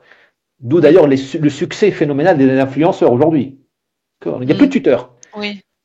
Et la religion a ce côté d'un guide dans la vie. Pas absolu, mais au moins une ligne de fuite, une direction. Et au Brésil, j'ai trouvé une religiosité qui me correspond, qui n'est pas une religiosité de la tartufferie, de dire si tu ne fais pas le ramadan, je vais te dénoncer à la police, si tu ne fais pas tes trucs, tu iras en enfer, non. Et une religiosité très mais qui n'a pas honte d'elle-même, comme en France. Oui. Voilà, qui n'a pas, on est laïque, et on peut pas porter à la croix, tout ça, voilà. Les Brésiliens ont cette espèce de relation avec la religion qui je trouve très saine, très authentique. Authentique, pas fanatique, et je trouve que moi je dirais thérapeutique, voilà. C'est-à-dire qu'on vous dit pas saint truc a dit ça, donc si tu ne suis pas ça, tu vas être puni, voilà. Alors que nous, les musulmans, nous tombons très vite, après je généralise, mais nous tombons très vite dans une espèce de truc normatif où on prend le pouvoir sur toi. Comme tu n'as pas lu le texte X, Y, Z, parce que tu n'as pas le temps, ou tu ne parles pas l'arabe classique, on revient sur le sujet, ou tout simplement tu dois travailler, tu n'as pas accès aux sources et tout ça, quelqu'un l'a lu, il te dit, au fait, il te manque ça. Donc on est dans une voilà. Et au Brésil, j'ai trouvé cette réponse-là. Et je pense que le monde de demain sera un peu brésilien parce que on sort un peu du cycle européen, très cartésien, très scientifique, et on va vers un cycle un peu plus chaotique, où il faut être très agile, un peu cynique, un peu égoïste et un peu fou. Je disais le Maroc en Afrique, cette espèce de folie positive d'aller parce que investir dans des pays compliqués, prendre des risques, être prudent mais prendre des risques, voilà. Et les Brésiliens ont cette espèce parce que c'est un peuple de pionniers, qui ont défriché la forêt, qui ont lutté contre les crocodiles, les moustiques, tout ça, qui ont vécu sans un État fort, donc ils ont dû se débrouiller eux-mêmes. Donc c'est un pays très dynamique. Ils ont beaucoup à nous apprendre sur comment aborder ce nouveau monde où on n'est pas... Parce que quand on est numéro 1 absolu, on peut être ultra rigoureux, ultra cartésien. Quand on est une hyperpuissance, on peut obliger les Chinois, les Marocains, les Brésiliens, les Russes à suivre les règles. Là, on n'est plus fort, on n'est plus suffisamment fort. Donc il faut qu'on traite avec les Chinois presque à égalité. Vous voyez la France, Algérie, on n'arrive pas à libérer Boualem Sansal. Donc, parce qu'on n'est plus assez fort. Même les Américains ne sont plus assez forts pour dire au monde compliant, soyez compliant, appliquez nos lois et fermez vos gueules, sinon voilà. Et donc, c'est une opportunité pour nous de renouveler notre logiciel. C'est un thème qui me fascine moi actuellement, c'est les recettes du succès dans le nouveau monde qui vient. Moi, dans mon livre, vous voyez, mon père m'a donné des recettes du succès qui sont complètement dépassées. C'est être un ingénieur, être ultra rigoureux, planifier. Comment voulez-vous planifier le Covid? Vous pouvez pas le Covid qui a donné des opportunités extraordinaires de croissance de patrimoine à certains, qui a ruiné d'autres. Ouais, comment voulez-vous planifier le changement climatique, des choses comme ça? Le temps a changé. Et ce que le Brésil, surtout le Maroc aussi, moi je préfère le Brésil parce qu'au Maroc je suis très vite face à mes limites, mais au Brésil je me sens plus en sécurité psychologique. Ont beaucoup à nous enseigner sur ce nouveau monde qui vient avec des nouvelles habilités. Il faut vraiment qu'on fasse un tri, parce que si nous restons cloisonnés dans le monde d'avant, en fait nous avons des solutions qui ont marché dans le monde d'avant. Et il nous faut des solutions qui marchent dans le monde. Et si nous ne trouvons pas les bonnes solutions, si nous ne les appliquons pas, nous allons disparaître. Et d'autres prendront notre place. Et moi, je vois au Maroc, par exemple, si je ne fais pas gaffe, je vais disparaître. ma famille va disparaître. Parce que les bourgeoisies se renouvellent. Mm. La bourgeoisie aujourd'hui en place au Maroc, je tire mon chapeau. Je peux faire X critique, mais je tire mon chapeau à la réussite honnête. Ah, tous les gens. Mhm. Elle ne pense pas comme moi. Pas du tout. Pas du tout. Donc si moi je dois faire mon aggiornamento pour résister. Parce que sinon ils vont me racheter. Mm. Je pourrais plus payer la maison, je pourrais plus payer les taxes foncières, je vais devoir, et je vais être histoire ancienne. Et je n'aurai plus laissé de témoignages, de traces. Oui. Faire des livres, c'est un peu ça aussi. C'est une course contre la montre, contre la compétition.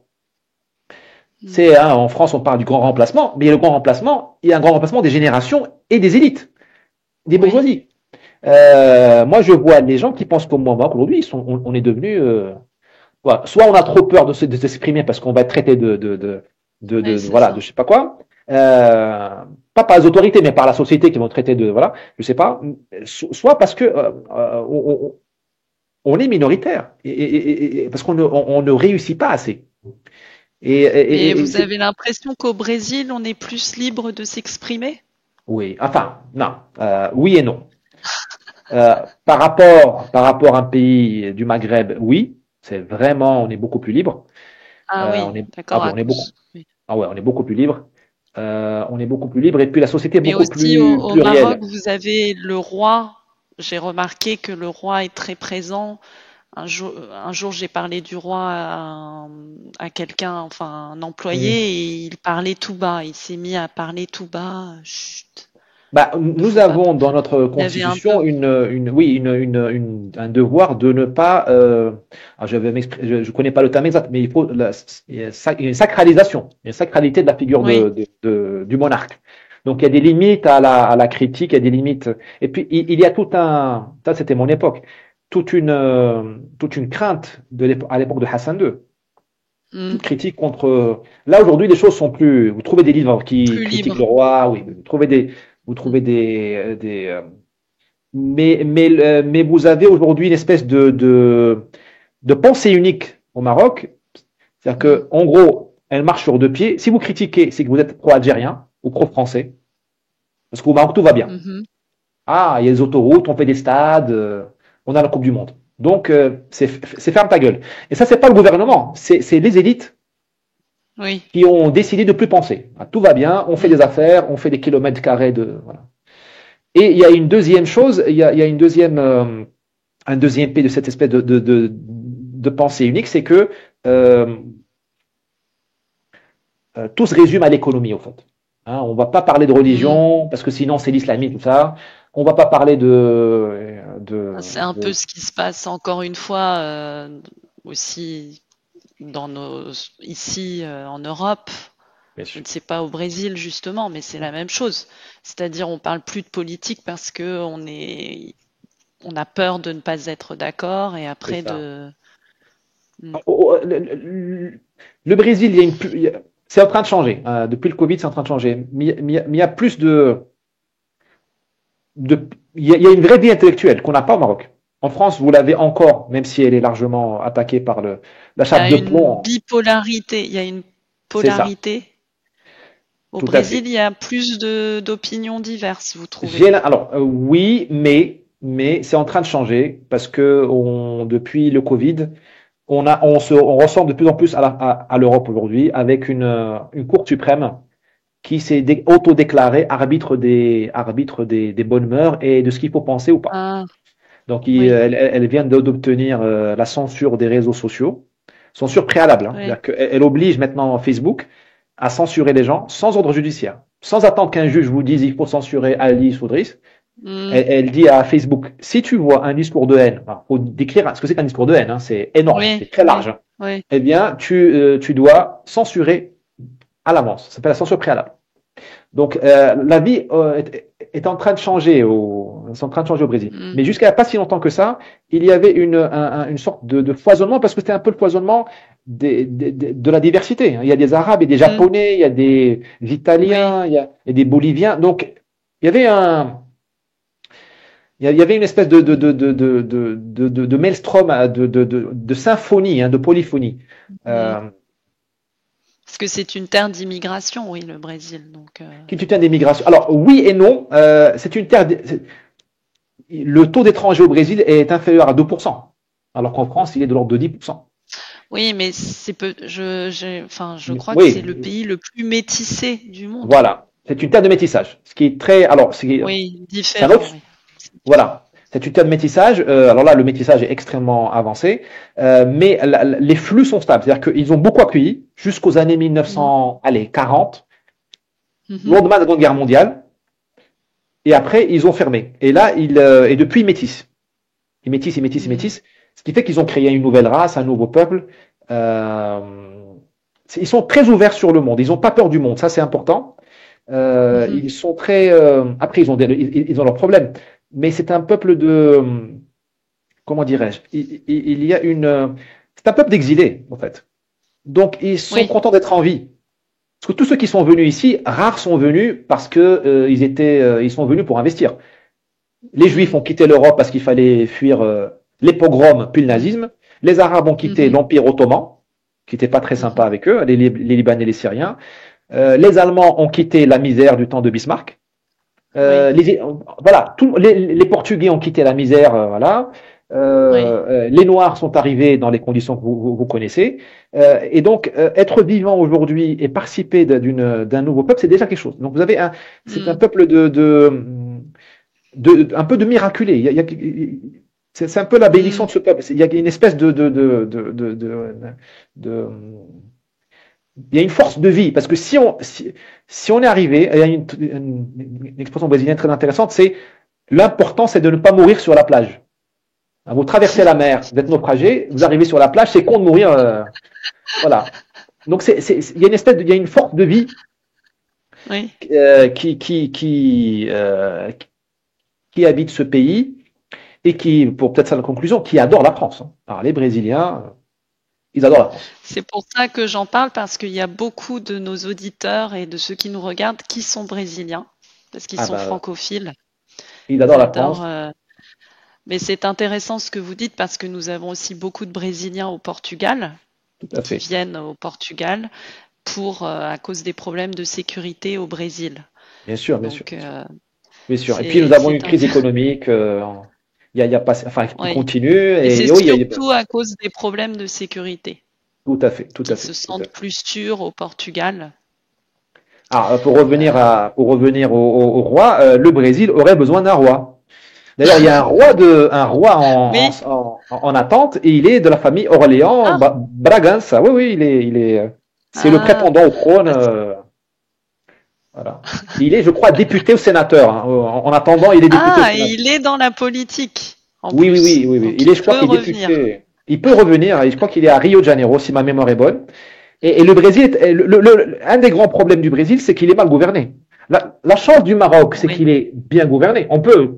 Je suis premier à mener des nuances, mais il est bien gouverné. Le problème du Brésil, c'est oui. qu'il est pas bien gouverné. Donc, vous avez Mm, la minorité violente pourrit la vie de tout le monde. mm, oui. Vous avez des gens, voilà. C'est ça parce que le potentiel du Brésil, il est là, il est à portée de main, mais il y a toujours une main Mm, invisible qui l'empêche. Parce que cette espèce il y a un pacte des violents, des corrompus, parce que il n'y a pas eu un régime politique capable mm, de les éloigner. Sera-t-il démocratique? Je n'en sais rien. Mais je crois que le cœur du problème est là. oui.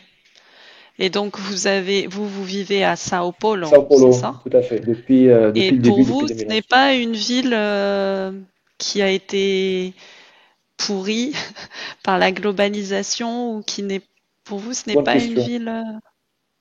Bonne question. Bah, pas du tout, en C'est ce fait, que hein. je me suis demandé quand Ouais. j'ai lu votre.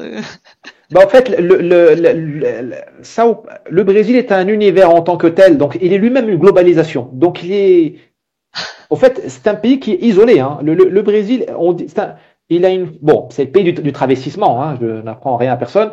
Donc c'est un faux pays ouvert. Le Brésil Mhm, n'est pas si ouvert que ça, hein. Vous voyez les barrières douanières, les barrières à l'entrée, les réglementaires, à l'investissement, c'est compliqué ce pays. Donc ce mhm, qui fait que São Paulo est une ville de globalisation, mais elle est le Brésil globalisé. Elle est une version possible du mhm. Brésil globalisé. Un Brésil très Donc, dynamique, très industriel. donc pour vous, Euh, elle n'est pas déshumanisée ou désincarnée comme Paris, comme vous non, avez non, décrit non. Elle est Paris. dure. Non, non, non. Elle a réussi. Enfin, ces gens ont réussi à garder un optimisme et un sourire qui sont déconcertants. Vous voyez, moi, je vois les gens. Bon, moi, je suis un privilégié. Je travaille à la maison. Voilà. Donc, Ouais, mais les gens, ils mettent 2 heures de matin de bus pour venir travailler, ouais, 2 heures le soir. En plus, il peut se prendre une balle perdue, tout ça. Et les gens sont oui, contents. Ils sont pas niais. oui, Ils sont oui. pas. Voilà. Ah, hmm, Et naïf. voilà, dans la rue, vous vous arrêtez, on vous répond, vous posez une question, on vous répond. Il y a pas cette dureté des très grandes villes Hmm, comme New York, Berlin, Barcelone, où tout le monde. oui, Euh, c'est, par contre, c'est une ville qui est moche. Hein. Ça, c'est certain que la ville est un. Moi, je dis que Sao Paulo, c'est une ville qu'il faut voir la nuit. La nuit, d'abord la laideur est dissimulée et la ville donne ce qu'elle a de mieux. hmm, D'abord, on circule mieux, il y a moins d'embouteillages. C'est quand même globalement assez sûr, contrairement à Rio, donc on peut aller à peu près partout, ah avec des oui. précautions. Moi, je pensais que c'était moins sûr que Rio, alors. Non, Rio est devenu une énorme zone de non-droit et presque un narco-État, hein, depuis le Covid. Hein. Hmm, hmm, ah, Malheureusement, à cause de la Cour suprême brésilienne qui a interdit par décret, qu'elle maintenant elle fait ce qu'elle veut, la Cour suprême, elle a interdit à la police de rentrer dans les favelas. Donc, ah oui, donc là, donc ça sont n'aide pas. devenus des républiques du crime Ouais, imprenables ouais, où ouais, on ouais. entrepose des munitions, voilà. Et à partir desquelles on organise des expéditions en Hmm, dehors. À Sao Paulo, on arrive à peu près à aller n'importe où avec des précautions d'usage. Euh, et la nuit, on voit en fait, le jour, la ville travaille beaucoup, et la nuit, elle vit, mais elle vit vraiment. Vous voyez cette bourgeoisie d'ici qui habite les restaurants, qui sort dans les restaurants, qui manifeste son mode de vie, qui n'est pas hmm, complètement occidental, mais pas complètement latino, avec beaucoup de sophistication, c'est beaucoup de simplicité. mhm, On mange bien, et puis vous avez une espèce je sais pas moi, de côté provincial quand même qu'on trouve dans la ville, même mhm. si c'est une ville où il y a 20 millions d'habitants, quoi. Il y a une espèce de Oui, côté provincial qui est, ah qui, oui. bon, encore une fois, si vous avez un billet d'avion pour venir au Brésil, dépensez-le pour aller à Rio, c'est certain. C'est beaucoup plus joli. C'est beaucoup plus joli. Mais si vous avez 2 billets d'avion, passez vos nuits à Sao Paulo et vos journées à Rio. D'ailleurs, Rio la nuit, c'est pas très drôle, hein, parce que les plages sont Hmm, fermées. hmm. Bon, la Ah, vie les nocturne, plages sont fermées. On peut pas bah, je veux aller dire, sur sont les plages. fermées. Si, on peut, mais c'est un peu dangereux. Bon, même s'il y a Ouais, c'est dangereux. Ouais. voilà, c'est un peu dangereux. Et puis bon, c'est quand même plus drôle plus drôle le jour. Et la nuit, bon, vous avez des bars, tout ça, mais vous n'avez pas enfin, à Rio, la vie nocturne qui vaut la peine, elle se passe dans les zones de l'endroit. Parce que vous avez toute une Hmm, culture populaire, hmm. très jeune, très noire, qui se passe dans les zones de l'endroit. Donc après, il y a quelques risques à assumer. Je trouve que euh, Rio, c'est une île qui a coupé les amarres et qui est en train de dériver dans l'océan. Elle est en pleine déshérence. La ville est en pleine déshérence. Mhm. Mais la déshérence a un côté intéressant. Dire, Oui, oui, voilà, elle pousse. C'est comme les Galapagos. Hein. Vous avez des espèces, des phénomènes qui n'existent qu'à Rio. Donc oui, c'est bien. Bon, c'est pas drôle pour ceux qui vivent dedans, mais bon, pour le oui. touriste ou pour les voilà. Mais Rio, c'est vraiment le Brésil incarné. C'est un problème de gouvernance. La ville a tout pour marcher. L'État a tout pour marcher. Mais c'est très mal Hmm. gouverné. Bon, là, on sort du sujet, mais Rio a besoin d'une colonisation. Rio a besoin alors pas, faut pas envoyer Lyoté, mais, Les Portugais doivent revenir. non, mais il faudrait, moi, je dis souvent que, d'ailleurs, le Brésil a essayé une fois ou deux, hein, ils appellent l'intervention fédérale, c'est-à-dire de mettre en suspens les autorités locales et d'envoyer un gouverneur depuis Brasilia, avec avec Ah, des forces armées nationales, pour remettre la ville d'équerre. Et ils ont commencé à le faire en 2018, 2019, puis ils ont arrêté. Parce que bon, c'est compliqué à expliquer, mais c'est l'appareil d'État est complètement défaillant. On est dans une espèce de Oui. ville, voilà, en train de. Dans une jungle, quoi. Enfin, comme on dit en français. Euh, c'est Euh, c'est euh, c'est comme un cerveau et vous avez une partie qui a le cancer et l'autre partie ouais. est complètement intacte. Vous allez dans les beaux quartiers, dans les quartiers financiers, vous avez la ville fonctionne, hein. Hein, Mm, le train, le métro, les boîtes de nuit, les mm, restaurants, tout ça, les comptables, les avocats, tout ça fonctionne. Mais vous avez l'autre partie du cerveau qui est complètement mm. et ça migre. Voilà. À un moment, ils pourront plus migrer. Voilà, il faudra Ouais. bien intervenir. Et cette intervention, elle ne pourra pas être. On peut pas opérer soi-même son cerveau. Il faut bien qu'on ait besoin de Ouais. quelqu'un de. Moi, je pense qu'il faut soit une intervention fédérale à Rio, soit vous me donnez 10 000 Japonais et on règle le problème. Parce qu'il y a beaucoup de Japonais au Brésil Oui, il y a beaucoup de Japonais, oui. et ils ont cette rigueur qui manque un peu aux latinos. Oui, Ah, c'est un peu c'est ça. stigmatisant, c'est un peu facile. Mais Oui, c'est mais vrai, je comprends ce que vous voulez dire. Mm, voilà, ils ont ce côté rigoureux, pas drôle, mm. pas flexible, et qui manque un peu à Rio de Oui. dire il y a le bien et le mal, on va faire le bien. Et peu importe Mm, les applaudissements et les critiques. Et je mm. pense que on retombe sur l'identité d'un pays, c'est un mix. Il faut un peu de tout, Oui, quoi. On peut pas être que dans la fête ou que dans oui, la contrition et la punition. Il faut un mix. oui, exactement. Bah, c'est vraiment passionnant. Driss, Merci merci beaucoup. beaucoup pour cette conversation autour de votre livre et autour d'autres sujets. Vous avez parlé à la fin donc du futur qui vous intéresse, de ce qui fera le succès d'un pays ou d'une société. Et dans votre livre, vous en parlez.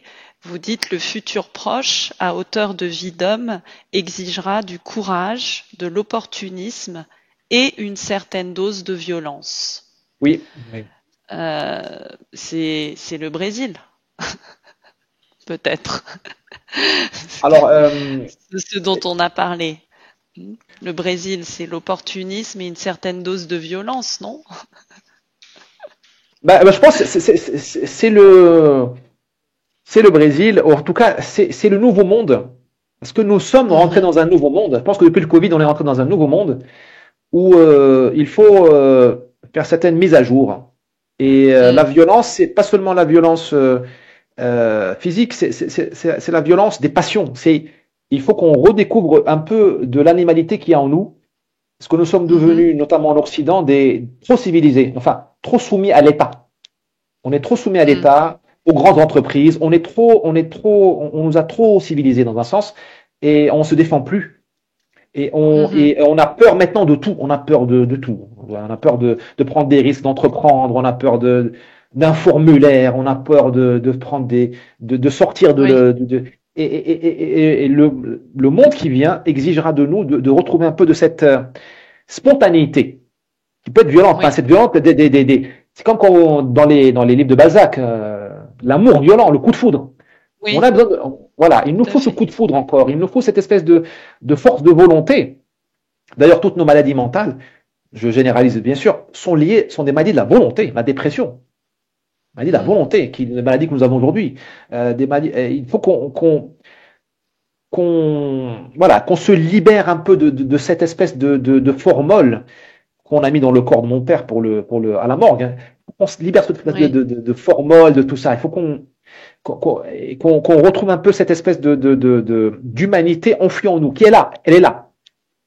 Mais on a appris à l'effacer, à mettre dessus, voilà, des couches et des couches de fond de teint et tout ça pour être plaisant et aimable aux yeux d'un système qui n'est plus opérationnel, Mm.